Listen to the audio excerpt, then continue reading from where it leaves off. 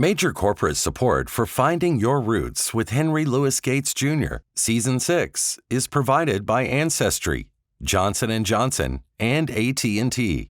Major support is also provided by the Ford Foundation, Candace King Weir, and the Corporation for Public Broadcasting and PBS. Special thanks also to the City of Knoxville, Tennessee. Welcome to a special virtual event, Finding Your East Tennessee Roots, with the Beck Cultural Exchange Center, Renee Kessler and Shelby Ward. I'm William Isom. I'm the Director of Community Outreach at East Tennessee PBS here in Knoxville, Tennessee. And I'm also the Director of the Black in Appalachia Project here in East Tennessee. We want to give kind of a shout out to the people that have made this possible. The Corporation for Public Broadcasting and Finding Your Roots, the City of Knoxville, and of course, East Tennessee PBS. And oftentimes this work that we do, more often than not, we cannot do by ourselves. And the way that we are able to do this work is to do it together. And we do that through these really fun and healthy working relationships that we have with our community partners, such as the Beck Cultural Exchange Center here in Knoxville, Tennessee. And with that said, I'd like to introduce Reverend Renee Kessler, the President and CEO of the Beck Cultural Exchange Center. Thank you, William. I'm so excited to be here. And hello to everyone who is joining us tonight. We are very excited about tonight and excited always about partnering with East Tennessee PBS and especially our good friend, William Isom. Beck is the place where Black history and culture are preserved and conserved for generations to come. So we're excited tonight because we're always talking about what Beck has here. And so you'll get a look at that tonight. You're going to get a chance to see some of those things. We miss you here at the Beck. And while our physical doors are not open, our virtual doors remain wide open. And so we're virtually trying to come to you as much as we can to share with you this rich history and also to encourage you and inspire you in a moment in time when it feels like things are just really heavy and we have so much going on in our world. So we hope that you are safe and that you're well. And during the midst of a double pandemic, of a health pandemic and a racial pandemic, we wanted you to take solace, I guess, in knowing that Beck is still doing the important work that brings our community together. And tonight I'm excited because I think genealogy brings our community together because somewhere along the line we can find our roots connected to each other. So I'm very excited to be a part of this program. Keep in mind that Beck will be doing several other events in February for Black History Month that is coming up. So we will send you out a list of all the exciting things that we have going on for the month of February. We also ask that you make sure to sign up for the Beck e-newsletter at beckcenter.net so you can always stay informed on what's happening at the Beck. And again, we are excited about tonight. We look forward to you learning, growing, or just experiencing this wonderful journey that we're on, finding our roots. And again, so thank you to our partner. I look forward to introducing you in more detail on the other side of our program to Ms. Shelby Ward, Attorney Shelby Ward, who is an outstanding community volunteer here at the Beck and historian. And I'll be able to tell you a little bit more about Shelby and her work around genealogy and history. So I look forward to sharing that. But most importantly, I look forward to just having this time with you tonight. So thank you. And thank you to East Tennessee PBS for being our partners and our friends in this important work. William? Thanks, Renee. So one of the really exciting things, just to kind of break the ice here, we're going to watch a little advanced sizzle reel of the Finding Your Roots Season 7, which just started last week. You can watch that on your local East Tennessee PBS station or the PBS station, wherever you're at. Yeah, without further ado, there is one housekeeping thing that I neglected to say. If you've got questions, please feel free to utilize the Q&A section of the Zoom. And that way, if you've got questions about genealogy or questions about different research things, you can go ahead and put those in the Q&A. And once Ms. Ward comes up, she'll be able to address some of those questions for us. Also, feel free to utilize the chat if there's anything that you just want to say to us, if you want to show us your love. Thank you, William. So I'm grateful that you got to see a preview of what's coming up for this season. And as we look at that recording, obviously we're looking at some great people and some, stars, but in essence, everybody's roots are important. And that last part of that clip was very important in telling that I can't connect my roots unless I connect your roots. And I think that's where we all intersect at some point. And so tonight we are blessed to have with us attorney Shelby Ward. And she is going to help us sort of unpack some of this information about genealogy, history, and culture, and particularly with African Americans trying to research their roots. Shelby Ward is an attorney, Chickasaw Freedman, community historian, and genealogist. I love it because Shelby co-founded the Beck Genealogical Society. We started that here a few years ago at Beck, and I'm grateful that we have an opportunity now to sort of reactivate that. Shelby has been working with Beck for several years, pulling together information that would be great for the Beck volunteers and the Beck, our family of members who are interested in researching and connecting with their history. And she's also a co-founder of the Oklahoma Freedmen Collective. She trained Knoxville Family History Center staff on subject of African diaspora genealogy, history, and culture. She's a member of the Trail of Tears Association, Tennessee chapter, and honors those who were removed on the Cherokee Trail of Tears through their local preservation and commemoration efforts. Shelby is a 2019 recipient of the Midwest African American Genealogy Institute's Judge Lewis Nixon Scholarship. She graduated from the University of Tennessee College of Law and an HBCU, Howard University. Her undergraduate historiography paper was Northern Lights, Southern Waters, the Black Church in the North and South. Shelby has researched her family history since childhood. As the granddaughter of a World War II veteran and the daughter of an Army officer, family legacy were instilled in her at a very early age. Her storytelling mother also gave her an appreciation of and a depth of understanding regarding her personal family history. Her family has roots in several places, including Scott County, Mississippi, Lamar County, Texas, Seminole County, Oklahoma, and Fort Smith, Arkansas. She holds a Juris Doctorate and Master of Science in Ecology from the University of Tennessee. She also holds a Bachelor in Science in Biology and a Bachelor of Arts in History from Howard University. Her senior history paper discussed the role of the Black church in the African American experience from slave times to the Civil Rights Movement era. She's a graduate of an International Baccalaureate Diploma program. Currently, Shelby lives in Lenoir City with her husband Daniel and her two beautiful children, Bishop and Rebecca. For those of you who may or may not have met her, let me introduce to some and present to others, Attorney Shelby Ward. Reverend Kessler, thank you so much for that warm and very detailed introduction so folks know about my story. And so that's very humbling because we're here talking about family stories, community stories, and the stories of individuals. So with that, welcome everybody to this incredible webinar. Thank you so much, PBS, our East Tennessee affiliate here, and then of course national, and then also Beck for opening their doors virtually to us here, and then also over the years, not just for me and my family, but for folks across East Tennessee and beyond, because Beck is a place where history is preserved and then also celebrated. And so we're here to celebrate with you all tonight in the context of genealogy.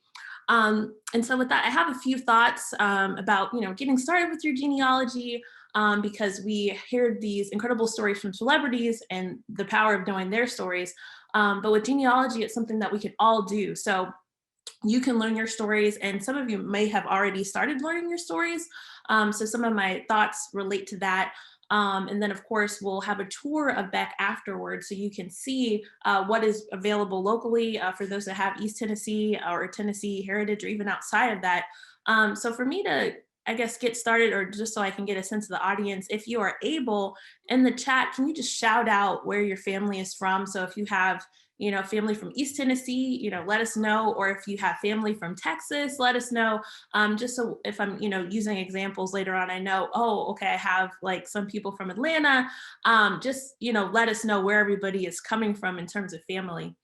And before I share some of the slides, I wanted to mention here too, as Reverend Kessler said, I have, all these professional things going on, but I started my journey early in my childhood with my mother. She was a natural storyteller, and she would tell stories about her family and her life. And so I knew my family through these stories, and I'm a natural listener. So I took all of this in.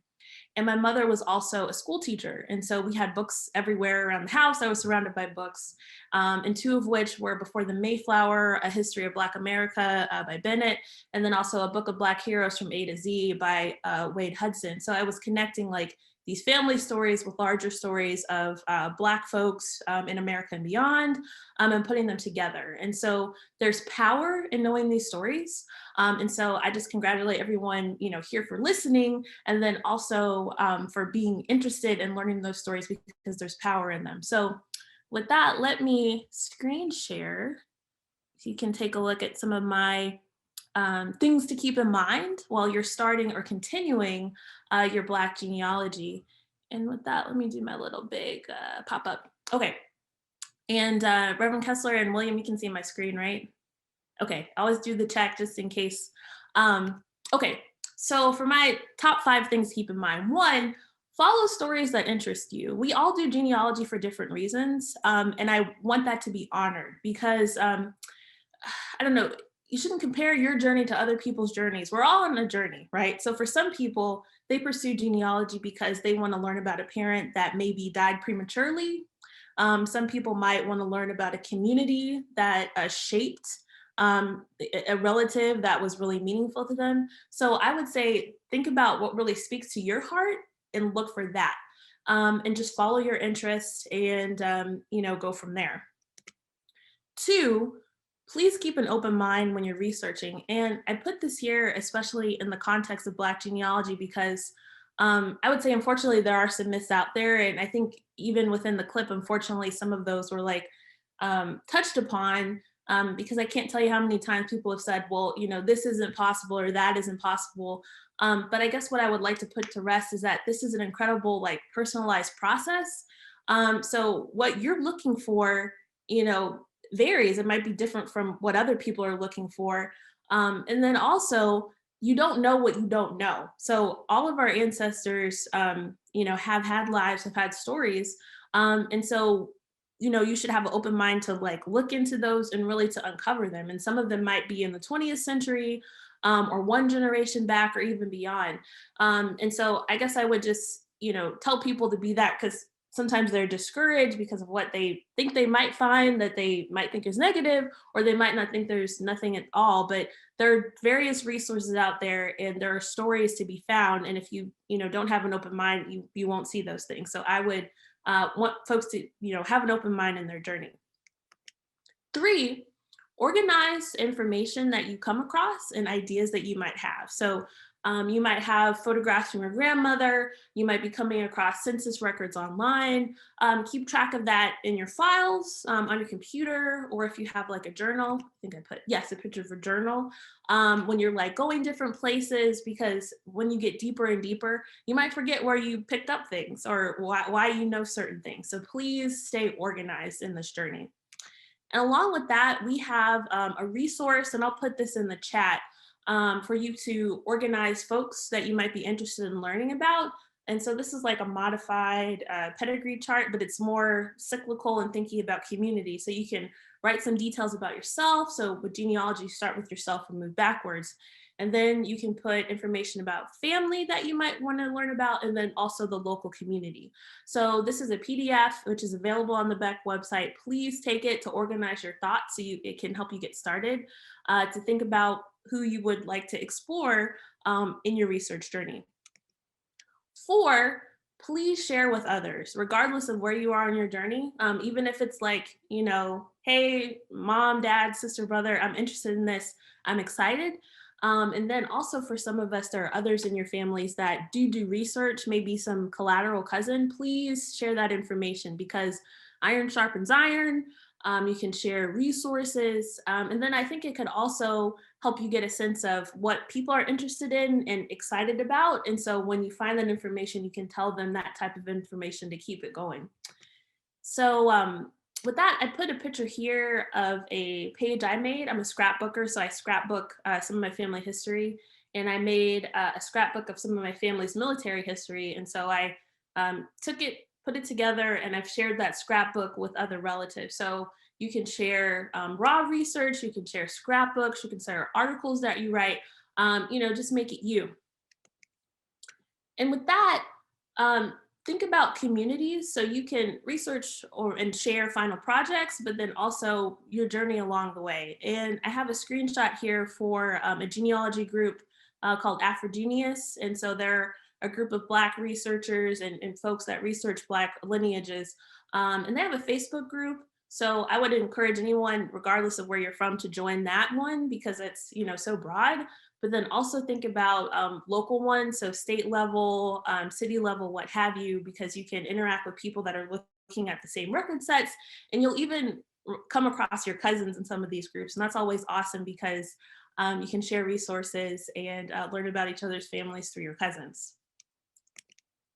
And with that, talking about local resources, Beck is a local resource. We have a cohort of folks that are dedicated to genealogy, and so we want to make more resources available, and we're thinking about digital tools because we're all impacted by the coronavirus. So we have an interest survey, and I'll put a link in the chat after I'm done talking, on the page that you can fill out. And please just let us know your name and fill out that information and where you're at in your journey, so we can start tailoring that content, because Beck is also a resource that is connected to other resources that would help you advance in your genealogy. So it's important for us to collaborate together and share.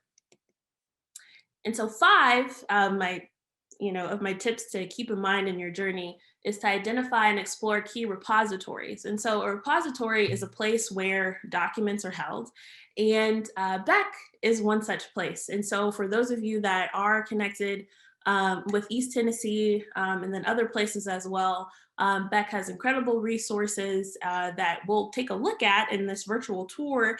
And we can also talk about more in the Q&A if folks have any particular questions. So let me stop my screen share now. Oh goodness, like my little cursor is, I think, kind of missing. Okay, let me stop here. And I'll hand it off to my co-presenter so we can take a look at that tour.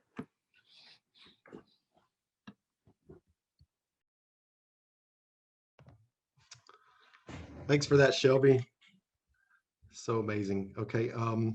Yeah, so you've heard a lot about the Beck today. So let's take you on a tour with Reverend Renee Kessler virtually.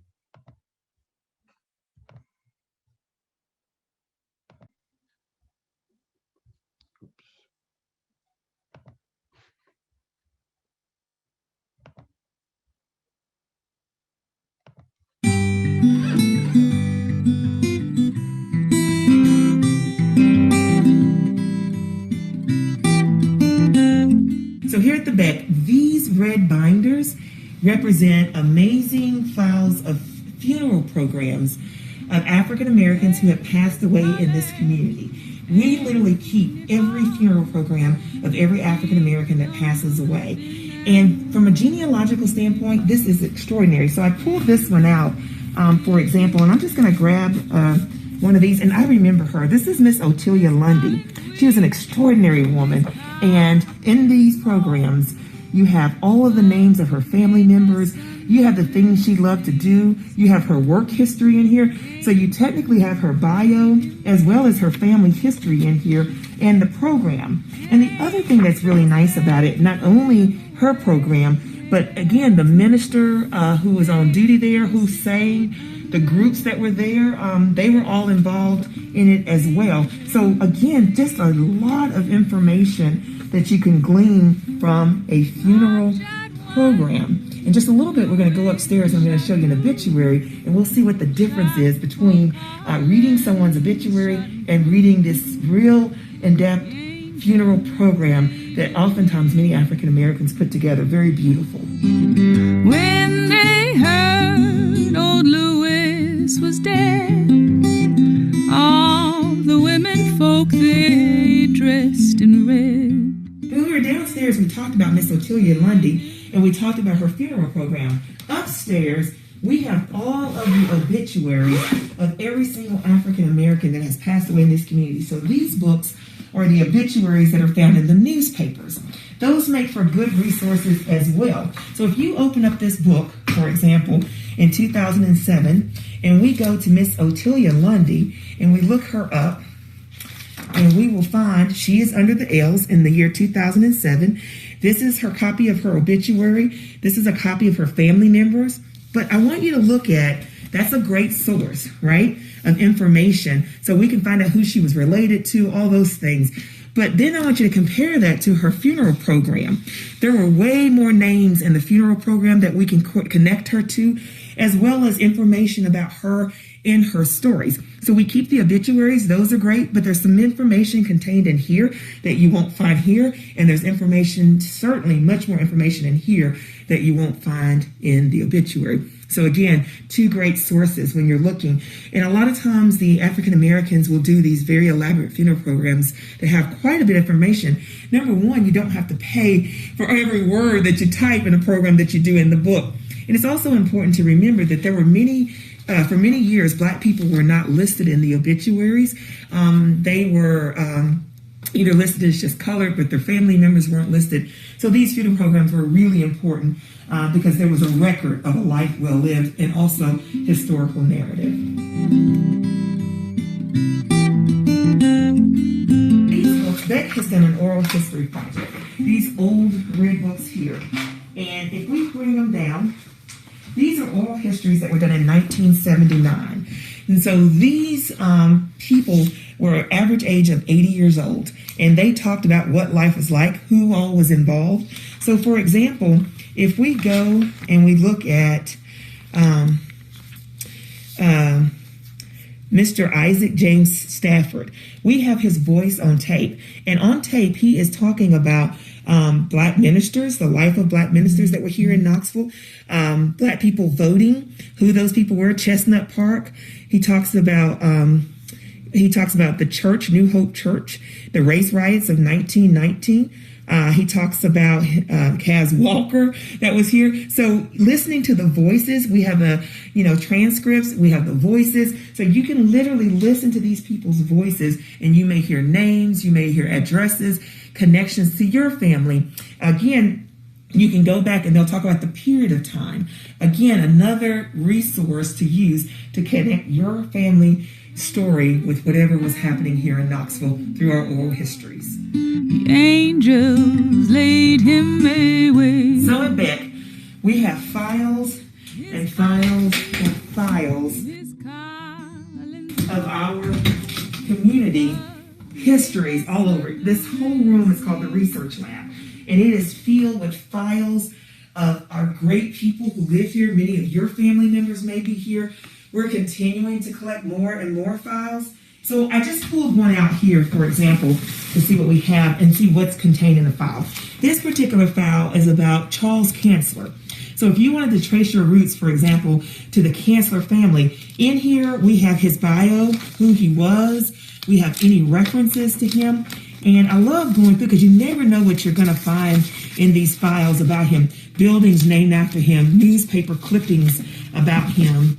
And what I really love is I went through here and I'm just turning, and all of a sudden I get to a letter from Knoxville College from 1907 that's contained in his files about whatever was happening at that time. So literally just reading all of this history about this extraordinary person, their family, and who they're connected to when they're mentioned in other articles and periodicals and all kinds of things like that. So this is your opportunity to really go through and begin to uncover all of this history of these extraordinary people, notes, cards, any clues about who this family was and who are the people they're connected to as well. So that's an example of some of the things you might find in the counselor file. And this photograph that's in there says, wife of Reverend Counselor. There you go.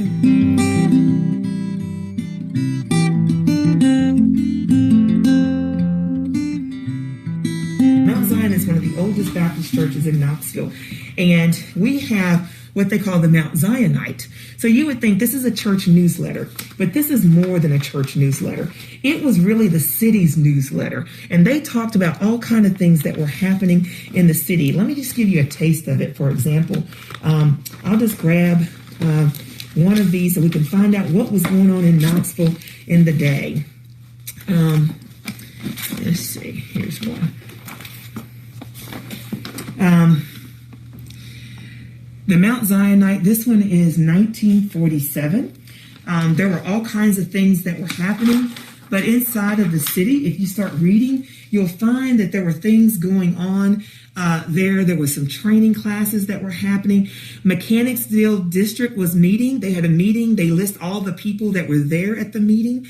And then they talk about all kind of things. There was some stuff happening in Sevierville, the Sevierville news that they talked about and what was going on, and they wrote that. They also talked about the different businesses. You can see what kind of businesses were here, who owned those businesses, what were the addresses of those businesses. Those are included in here. So it really was so much more than just a newsletter about Mount Zion. And just to prove it, they talk about all the churches that were in here. They talk about whatever was going on, health and safety of people, conferences that were being held in the city. So you can find a lot of information in these documents.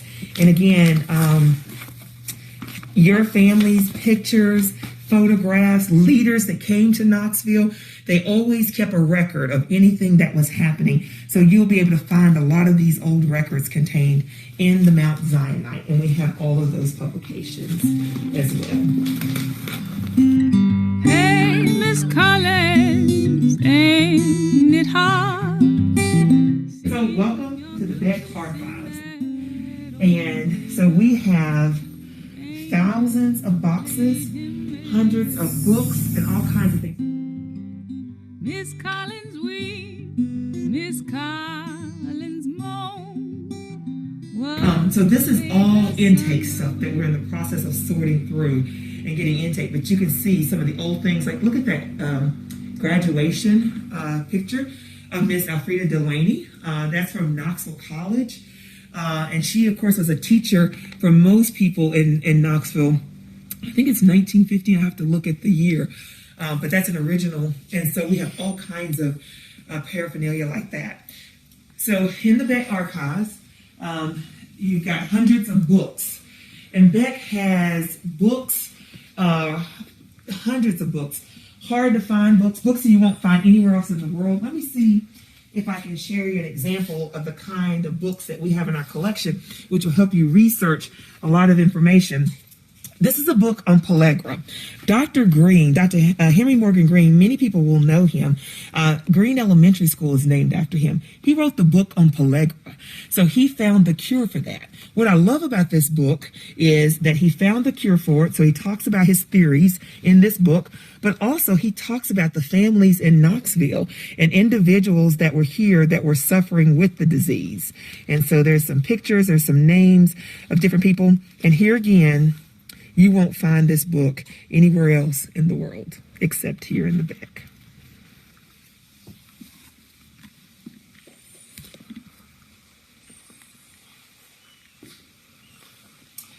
Now, speaking of books, Beck has a plethora of books as well. Now, one of the books, if you have to have one book to have and begin to start researching and looking at different things, you want to have the 200-year book. In here, it talks about all kinds of different people who you may be related to. It talks about the churches, the pastors, the schools, students, you name it, it's in here. And what's really great is here in the beginning, it even talks about what the population of the slavery population looked like here in Knoxville. So when you start in here, how much it was for to purchase a person in 1794, how many enslaved people were here in Knoxville. All of that's in the beginning of the book, and it literally takes you all the way through the history, healthcare, medical, religious, doctors, lawyers, everyday people. So they're all in here, and this is a good resource as well. So if you don't have it, I would definitely add to your collection the 200-year book, Black Culture, 1791 to 1991. Now, we know history did not stop in 1991, so there's so much more to go. So we continue to add more to it, and that's where some of the other books come from as well that Beck has. When you talk about history, Bibles have a plethora of history. So we do old Bibles. This one has been preserved. But in this old Bible, you will often find, especially in the Black Fund, letters, hairs, clippings, all kinds of things in the Bible where people kept. This was the filing cabinet. And so we have Bibles of many different people, and we've taken the letters and so forth out, and we filed those that go with this Bible so that if it was part of your family, even the family tree is included in many of these Bibles that we have. Another great resource.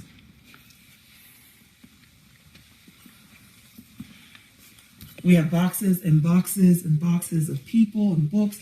We have the Knoxville College Yearbook. We have the Austin Yearbooks, which many of our Black families are in.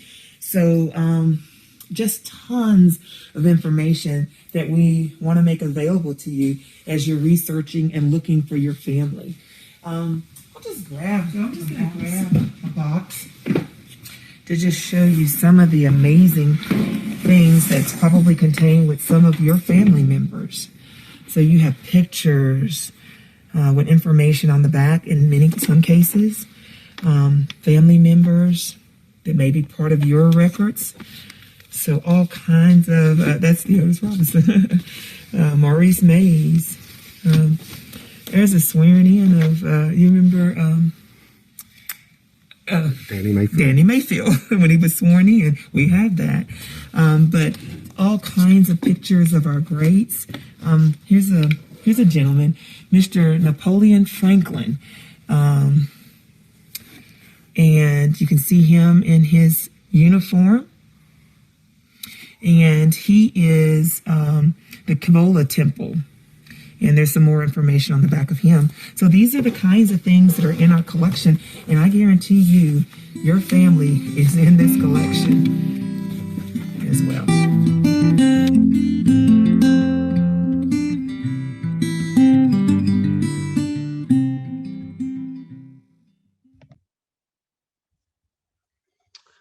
Thank you for that tour, Renee. Thank you, William.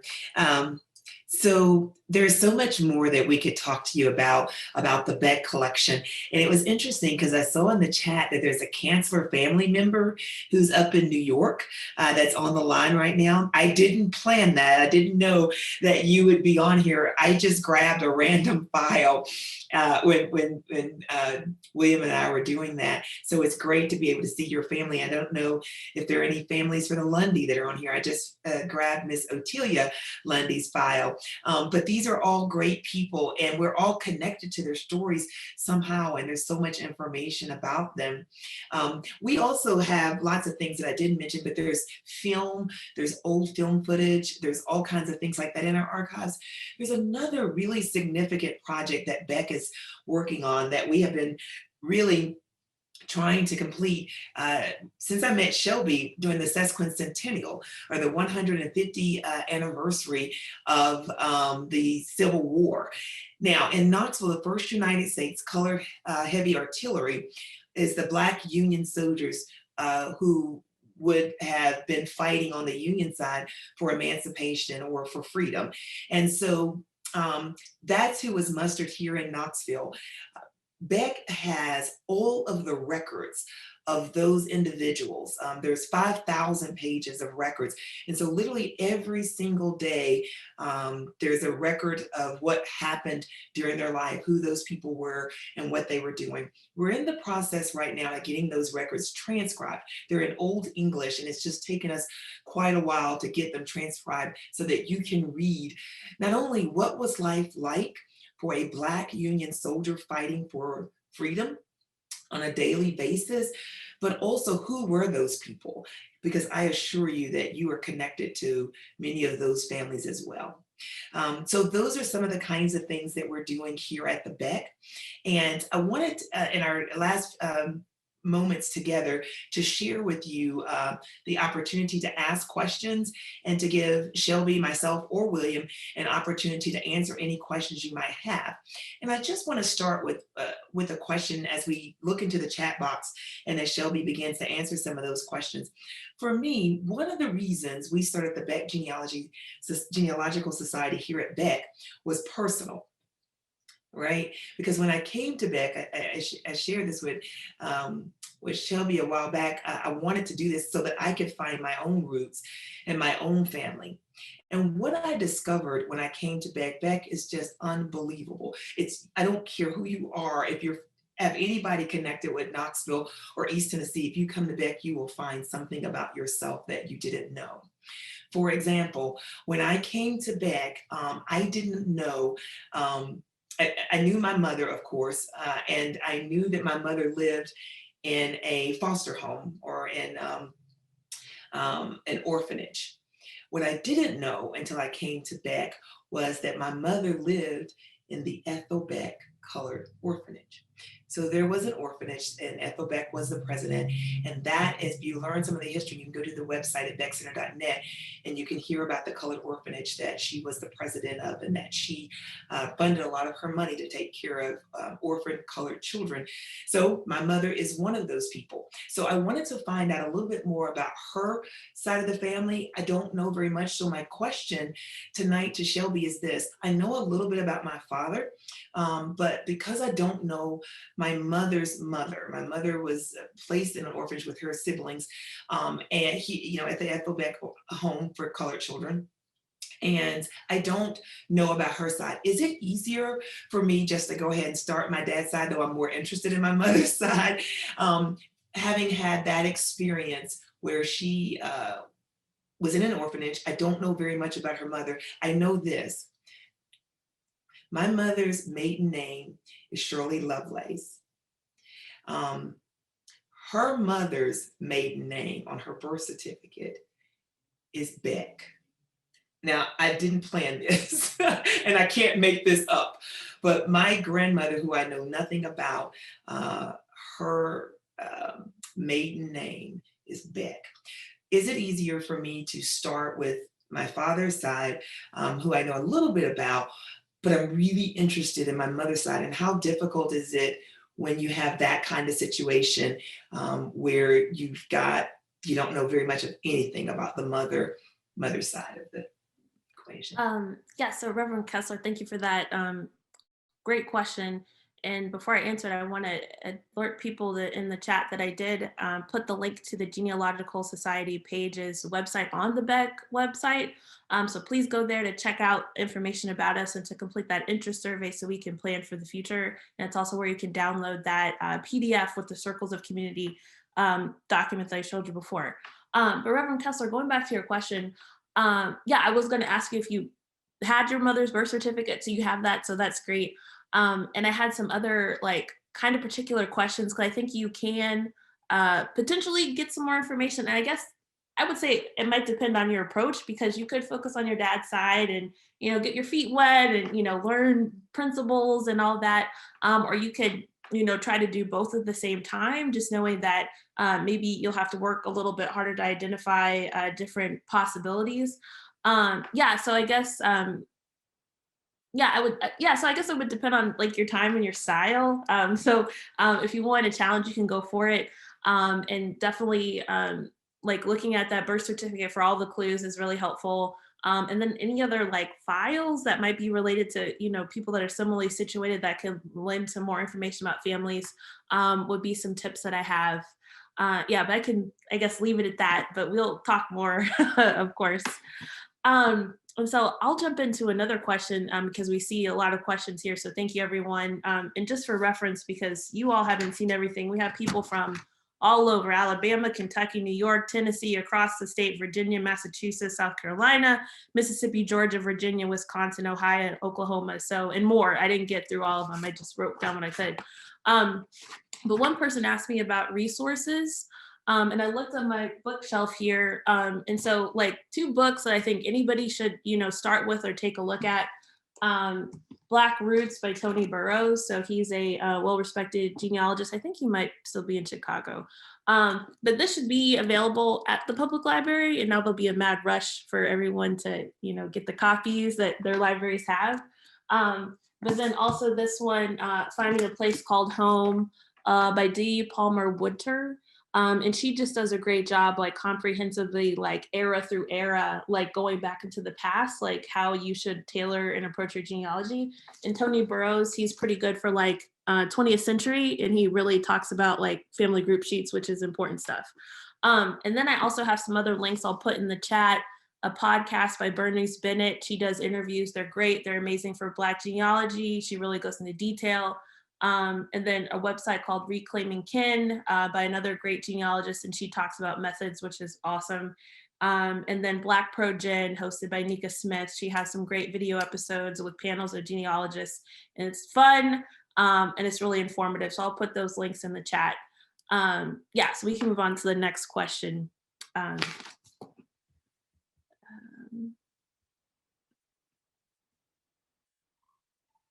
Trying to think here. There's several different kinds. And there's a few here, Reverend Kessler, that they're asking are there similar centers like Beck in other places, for example, Kingsport or Sturgeonville or Greenville, North Carolina area. So I had some thoughts, but I think maybe you could speak to it more succinctly.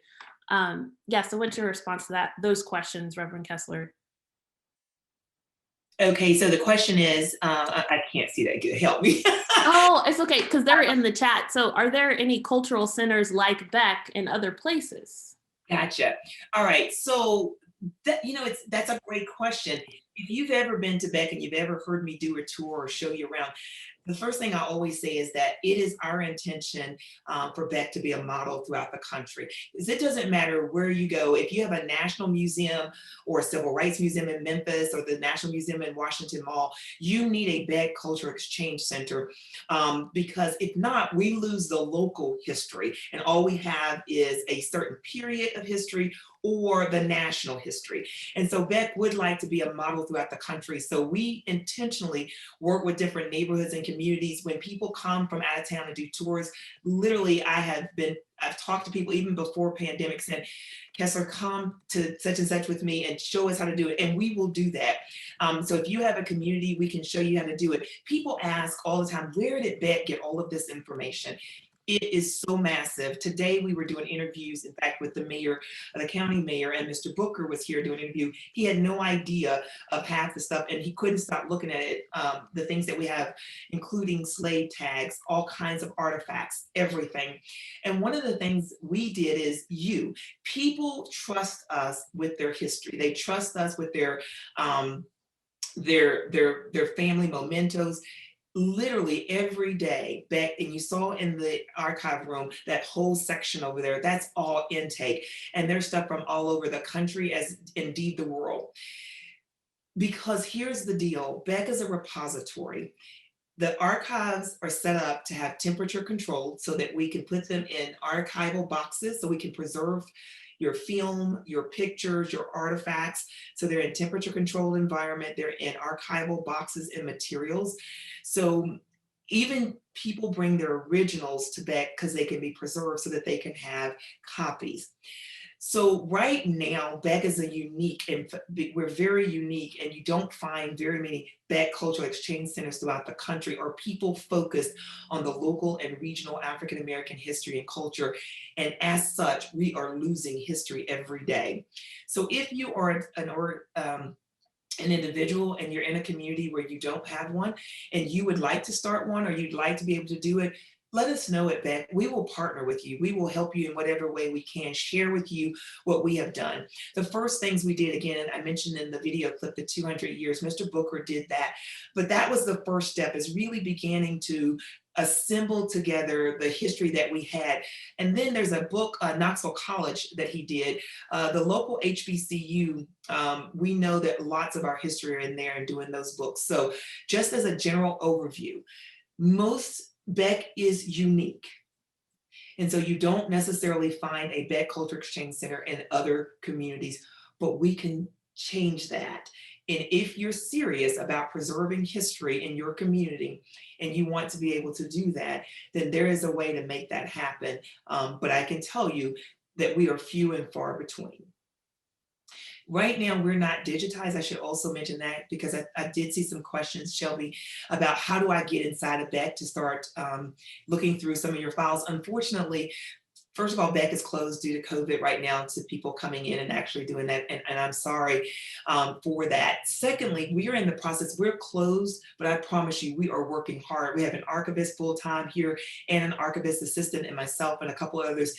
We are working tirelessly day and night to get our archives digitized, to get the collection cataloged, so that you will be able to go through a catalog and research, well, what are all the files that we have, so that you can at least know what we have in the collection. We also will need your help, because many of the photos, and we have thousands of photos of Black people, Black families. We need to do some photo identification, so we'll need your help for that.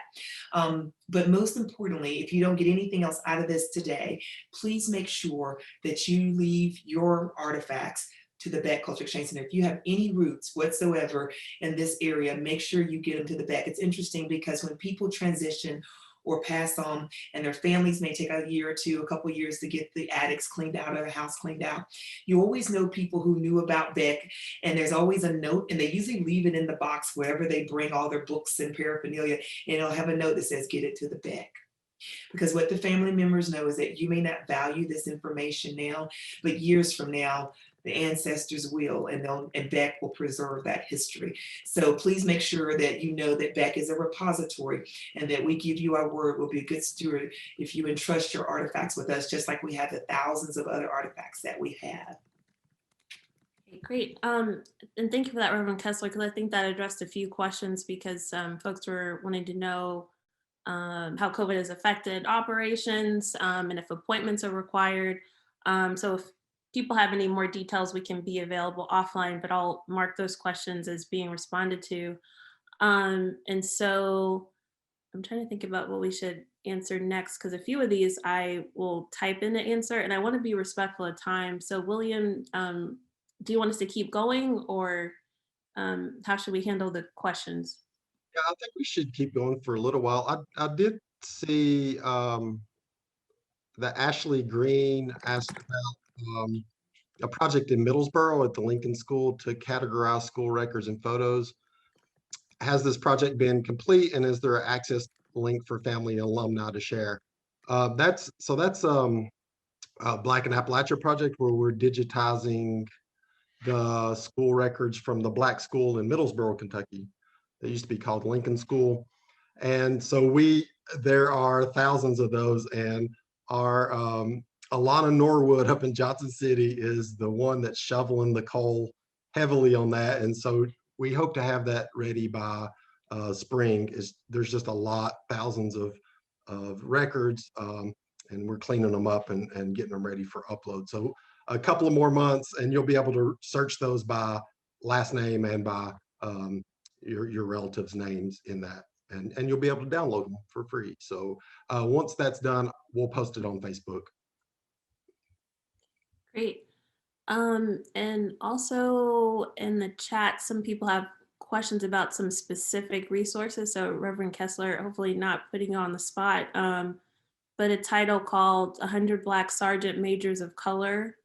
Is that still available at the Beck? And then people, someone was curious about the Knoxville College yearbook, a digitized version, but I think the answer to that is it's not digitized, but you have copies there. So can you speak to those two titles? Okay, so For the graveyards, we have all of the books on, was that a question? Well, that's a different question too, but yes, you can talk about that first. I can see that a little bit. Okay. Yeah, so Beck has all of the graveyards, particularly those with the African Americans that work has been done. We have the volumes of those African Americans, particularly those sort of at Oddfellow Cemetery, the older ones, of course, which would be down the hill. The oldest cemetery, which is actually, what's the school? The oldest cemetery is on Fuller Street, and it is called, what's the name of the school on Bethel? Somebody type it in the chat. Y'all know what I'm talking about. Okay, it'll come to me in just a second. So y'all are not helping me out there, and all my historian Eastport. Thank you.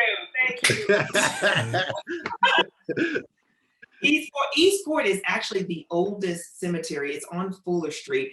And I think the earliest date goes back to 1835, 1845, somewhere in there. So it's the oldest one that we have in Knoxville, Black folks. There's several other cemetery committees that meet here at Beck. And so we've been doing a lot of research on that. And we think there's a lot of history there. And we have the books. Also, for those of you who may be in Jefferson City, we have all the volumes of the cemeteries for Jefferson City. Every time there's a new volume, Zach Taylor is the genealogist who does that there, and he makes sure we have all the copies of those. What was the other questions? I'm sorry. No problem. And I could go back. So the 100 Black Sergeant Majors of Color, do you still have that title available at Beck? I would have to go look. We do have all of the books and everything that we have cataloged, so I would have to go and look through the catalog. But if that was at Beck, it's still here, so I'm sure we can pull that.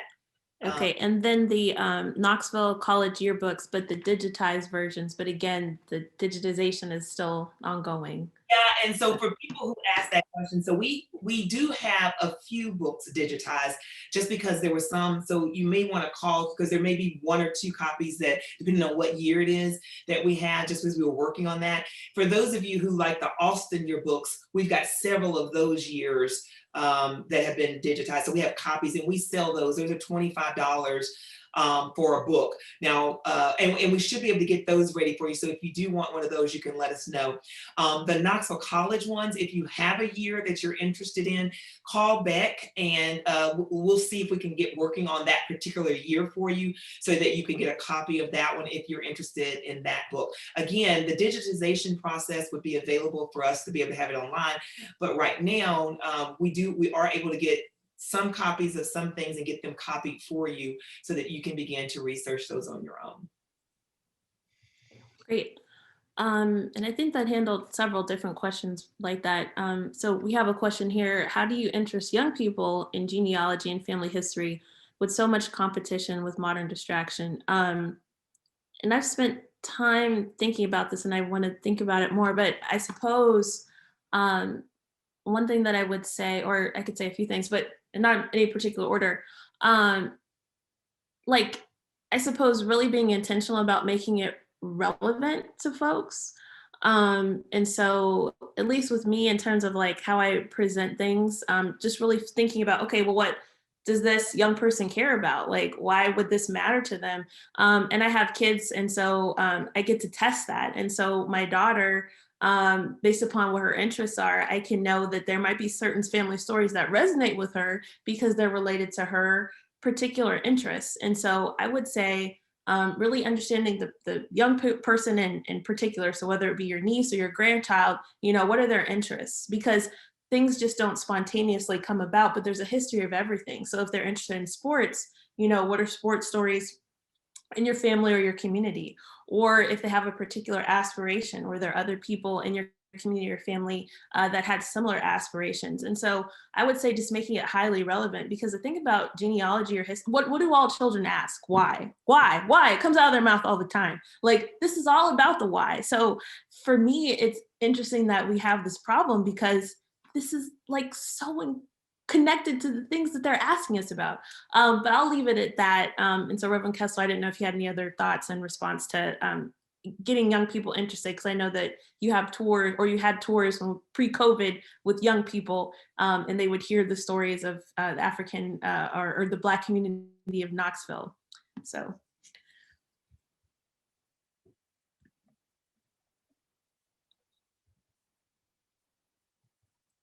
Oh, you're on mute. Oh, yes, I'm sorry.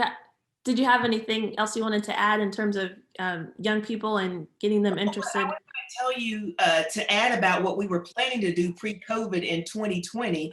Maybe you could mention that because we were really trying to get our young people, could you mention about that program that we were planning to do? And we look to do multi-generational with this one. Maybe highlight that. Yes, and so pre-COVID, we had, did the early planning stages for a genealogy camp in the summer that incorporated the arts. And so that's something that we can still, pull off in future all-time bearing. And so with that, integrating genealogy with creativity or creative arts. So it's something that people can like touch and see, and then also bringing themselves into the narrative. And I'm glad that Reverend Kessler brought in intergenerational, because I think sometimes people think that, oh, it's just those people in the past that have nothing to do with me, but genealogy is about today, and it's about us here in the present, but then also the future generation, so people that are not even here yet. So I think it's important to also, as researchers, think about those intergenerational threads and make those threads and how we tell these stories, and then even how we talk about it amongst ourselves. Yes, so thank you for bringing that up. Yeah, and I see a question is, are there records kept for Foster Chapel Cemetery at Beck? And there is a book that Robert McGinnis did. It's called Gone and All But Not Forgotten. It's this book here, and it has all of the Black cemeteries. Foster Chapel is included in there. And I wanted to mention Eastport because I did say it was the oldest cemetery. And the date that we can find, and we're still researching to see what's the oldest person in that cemetery, and we're trying to find ownership and all that kind of stuff. But this one goes back, I want to make sure I gave you the right date. Gabriella Bell died March 7th, 1848 at age 52, and that was in the Eastport Cemetery. So many of those records are in here, and so those cemeteries are in here with those people. So much information, because also contained in here is any other connections to them. So for example, if something weird happened, like if someone passed away, I was just going to read to give you an idea for those of you who haven't seen this book. You can connect so many families and so many names, but also they put information on the daily news that was written at that time. So for example, it says whatever the obituary section would have said on that day. This one says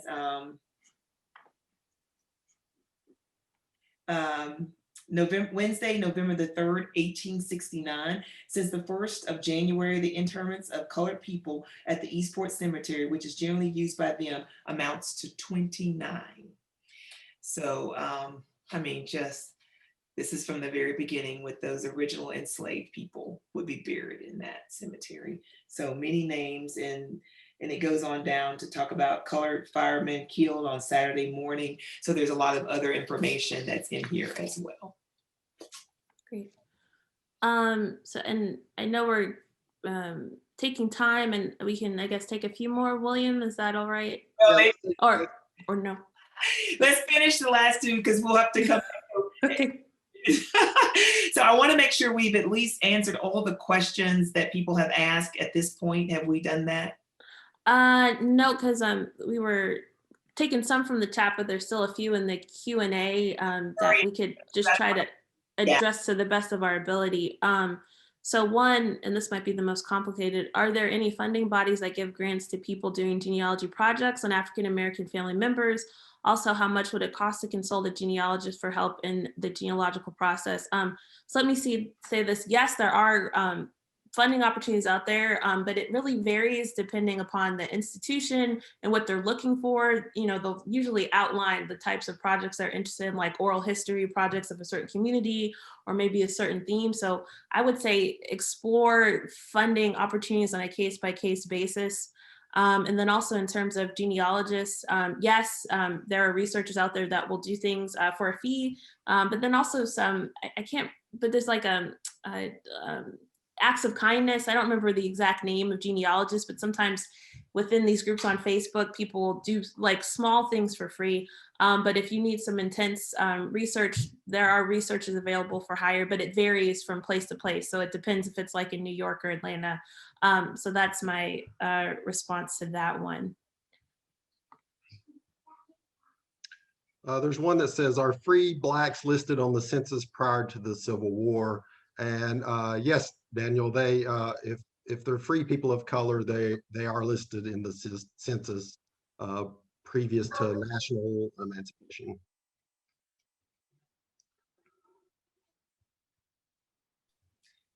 Oh, and there's a question here. Are you familiar with the book that came out last year about Bearden? There was a unique Black community in that area, which is where I grew up. The book is by Jack Neely, and the title is Historic Bearden. There's some of info about me and my family in the book in the section about the Brickyard. If you don't have a copy for the Beck Center, let me know, and I will have one sent to you. Oh, that went off. Okay, so yes, Beck does have it, and I did consult with Jack when he was putting the book together for Bearden, so we were very aware of that, and he was putting it together, and I'm so grateful that your family is in that book. We do have the book here at the Beck, so thank you so much for that. And we'll have that available for others to read and learn about your family and how they're probably connected to you. There's another question. Is Zion Hill Cemetery from Hawkins County included? Robert McGinnis is the cemetery master. And so Robert McGinnis has also produced one about the East Tennessee region. So that exists. And so that the Zion Hill Cemetery is certainly included in that Robert McGinnis's East Tennessee book, Black Cemeteries in East Tennessee also. And Zach Taylor is another big one and we've got his volumes here as well. So you may find some in those. Okay, I think with that, we're going to close out. I do want to make sure that you guys, if you can, there's a Finding Your Roots survey there. If you wouldn't mind clicking on that link and filling out the survey for us, that'll help us out and make everybody happy. If you also, we'll be doing another tour on Thursday at 7 p.m. with the Calvin McClung collection. So be sure to tune in here for that Thursday at 7 p.m. And with that, I'm going to let Renee close us out. Okay, yes, thank you so much, William, and thank all of you for joining us tonight. We hope that this was beneficial, and we hope that this is the kind of information that you want Beck to bring to you, because we want to keep doing the things that help to keep you interested in this important work. So whatever we can do, if there's something we're not offering, something you'd like to see us offering, or something you'd like to volunteer to be a part of, please know that Beck is always looking for that. But most importantly, don't forget, we need your history, we need your archive. So if you have family stories, if you have history, and I think the person who said, do you have the Bearden book? I can get that to you. Thank you for that. Beck needs to have a copy of everything you have. And if you want to trust us with the original, we'll take good care of that as well. So thank you so very much. Please continue to visit beckcenter.net. If you're not signed up for the Beck e-newsletter, which is how you may have gotten this tonight, what's happening at the Beck, go online to beckcenter.net, sign up for the e-newsletter, and that way you can always stay connected with us and find out what's happening at the Beck. And especially with Black History Month coming up, we have a special, I'll just give you a quick preview of what's coming. In February, we're going to be doing a short film that will be coming out. Did you know, how many of you knew that Oklahoma still had legal slavery until 2020? We'll talk about it this month, and we'll have some of the folks from out in Utah talking with us. So that's just a teaser for February. So thank you again. Thank you for all of your support at Beck. And most importantly, thank you for what you do to make our world a better place to live. God bless. Take great care. Thank you. Major corporate support for Finding Your Roots with Henry Louis Gates Jr. Season 6 is provided by Ancestry, Johnson and Johnson, and AT&T. Major support is also provided by the Ford Foundation, Candace King Weir, and the Corporation for Public Broadcasting and PBS. Special thanks also to the City of Knoxville, Tennessee.